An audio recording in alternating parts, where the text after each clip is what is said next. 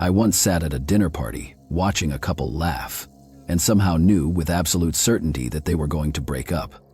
Not a vague intuition, a knowing. A few weeks later they did, and instead of feeling right, I just felt tired. Tired of being right again. Tired of seeing through things no one wants to see. If you live like that, always sensing what's coming, always knowing what others can't, you'll understand this feeling. The clearer you see, the lonelier it gets. The sharper your mind, the heavier it becomes. Carl Jung called it introverted intuition, not a gift, but a subtle curse that grinds you down, day after day.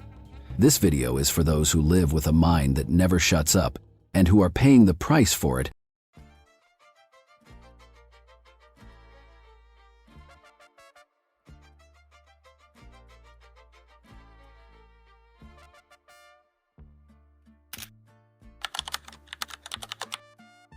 There's a kind of exhaustion only those with strong intuition understand.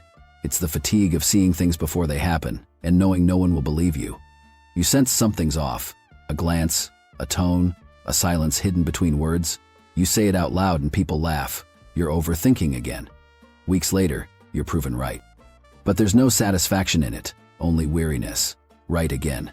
And once more you have to watch something fall apart, something you tried to warn them about. That's the price of seeing things too soon. You're not praised, you're questioned. You're not heard, you're labeled as negative. Eventually you stop speaking, not because you've stopped caring, but because you're too tired to explain yourself to those who don't want to understand. Jung said it best, people will do anything, no matter how absurd, to avoid facing their own souls. So when you see what they're running from, they don't thank you, they fear you. You become the overthinker, the pessimist, the complicated one. And so you learn silence, not out of weakness, but out of wisdom. Because you finally understand that speaking the truth changes nothing when people are still addicted to their illusions. And that's how you end up living with your own truth, quietly, awake, and tired to the bone. And so you go quiet, but the problem is, your mind doesn't. You don't turn off the way other people do. They go out to relax. You go out and your mind keeps scanning every facial expression. Someone says a simple sentence and you're already analyzing the tone, the eyes, the hidden intention behind each word. Even in moments of joy, you can't fully let go, because a part of you is always watching. Is this real? When will it fall apart? You see the good, but you also see the faint crack hiding behind it. Most people live in the moment. You live in premonition, and it never stops. You're at work, out with friends, eating dinner, lying in bed. Your mind keeps running. Not because you enjoy it, but because it's never learned how to stop. Carl Jung called it introverted intuition. Intuition is perception via the unconscious. The trouble is, the unconscious doesn't care about time. It never sleeps, never rests. It keeps running. And you're there, like a spiritual guard on night watch, never allowed to fall asleep. You want to let go, to feel a beautiful day, a genuine hug, a carefree conversation. But even in those moments, you can still hear the machine humming inside your head. It doesn't stop. It won't stay quiet. It never lets you rest.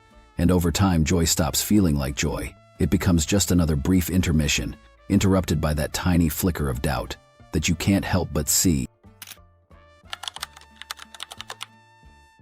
You think the hardest part is having a mind that never stops?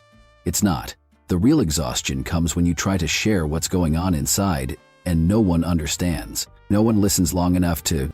You feel deeply, think deeply, but when you speak, they call it overanalyzing.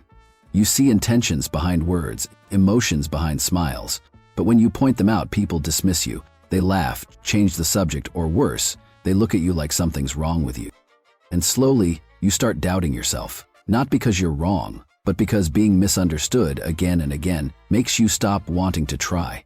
Carl Jung once said, "Loneliness does not come from having no people around, but from being unable to communicate the things that seem important to you." That's exactly it. It feels like living in a different world, one no one else can enter with you. You try to explain, they don't get it. You try to simplify, still doesn't land. Eventually you choose silence. You start filtering yourself in conversations. You hide what you truly think. You avoid shallow talk because you already know, if you speak your truth, you'll stand out for all the wrong reasons. And so you withdraw. No one pushes you away, but no one pulls you closer either. You quietly step back, piece by piece. You no longer feel connected to anyone, not because you're cold, but because every attempt at connection has only made you feel more alone. And that's when you realize, I'd rather say nothing at all than speak and be seen as a stranger. When you withdraw from the outer world, you think you're protecting yourself, but in truth, you're slowly losing the sense of who you are. You stop speaking honestly. You stop showing your real self. So how could anyone truly understand you? Then one day, you look around, surrounded by friends, family, people you've known for years, and still you feel empty. You're lonely, even when you're not alone. That's the price of living with powerful intuition. You see the falseness in people's words. You notice the evasive eyes, the forced laughter, the relationships that look close on the surface but are hollow underneath. And the cruelest part? You sit there, pretending not to see, playing along, staying quiet, while a part of you screams for truth. Intuition is a gift when I play music, but a curse within my family. Because seeing too much means you can no longer simply enjoy your relationships. You know when someone says, "I'm fine," but they're breaking inside. You know when someone smiles, but their eyes don't. You don't sense the lie, you know it's there. And instead of feeling powerful, you start to question yourself. You wonder, am I too sensitive? Am I the problem? You begin to think something must be wrong with you because everyone else seems fine, while you see chaos beneath the calm. Carl Jung called it the burden of consciousness. He wrote, "There is no coming to consciousness without pain. Awakening always comes with pain. But what few ever tell you is this: the pain doesn't come from the world. It comes from seeing it too clearly. Seeing deeply yet unable to share it. Understanding too much yet powerless to change anything. It doesn't make you stronger, it just wears you down, until you're exhausted, isolated, and start doubting yourself." When you start doubting yourself, you begin to wonder if anyone out there truly sees you anymore. But the truth is, you don't hate people, you just hate having to explain yourself all the time. You don't want to keep translating your inner language into something the majority can tolerate. You don't want to simplify your thoughts, suppress your feelings, or twist your perspective just to be accepted. You're not introverted, you just find the world too shallow for your depth. You can be very outgoing if you're among people on your level, but that's rare. And that's the truth few dare to admit. You're not avoiding connection, you just rarely meet anyone deep enough to reach the real parts of you. You've tried being open, but every time you speak from the heart, people dismiss it, change the subject, laugh it off, or get uncomfortable. So you retreat, not because you want to be alone, but because being surrounded and still lonely hurts more. Carl Jung once said, "The meeting of two personalities is like the contact of two chemical substances. If there is any reaction, both are transformed." That's what you're looking for. A reaction like that. A connection deep enough to let your defenses fall, where you don't have to play the safe version of yourself. Because you know, when you meet the right person, you could talk for hours and never get tired. But people like that are rare, very rare. And until they appear, you stay silent, not because you have nothing to say, but because no one yet has earned the right to hear it. You keep waiting for someone on your level, but they never come. No one seems deep enough to understand you, quiet enough to truly listen. And when the world keeps feeling shallow, you retreat into the only thing you still trust, your intuition. At first, it's your refuge, but slowly it becomes your trap. You start letting intuition drive your entire life, while everything else, your emotions, logic, body, gets left behind. You stop eating at regular times. You lose your sense of time altogether. You feel exhausted, but still can't turn your mind off. Your brain keeps running all day, connecting dots, reading energies, analyzing subtext, predicting outcomes, as if the moment you stop, everything will fall apart. Carl Jung warned about this long ago. When one function dominates, the others are inevitably inferior. Meaning, when one part of the psyche becomes too powerful, the others weaken, and you lose balance. Intuition isn't the enemy, it just wasn't meant to drive alone. If you keep it in the driver's seat, sooner or later you'll be consumed by your own mind. So what's the solution? It's not to turn it off, not to be less deep, just to feel lighter. It's integration. letting intuition sit beside reason, emotion, and the body.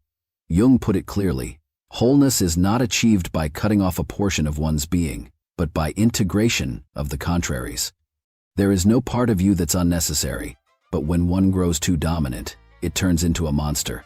Only when you sit down with every part of yourself and learn to drive together, will you finally be free from the mind that refuses to stay quiet.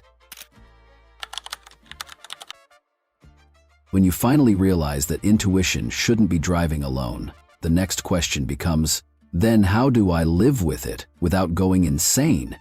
Because you can't turn intuition off. You can't just stop thinking or stop feeling like people tell you to. You only have one choice, to live with it without letting it consume you. Carl Jung called this process individuation, becoming a whole, integrated human being.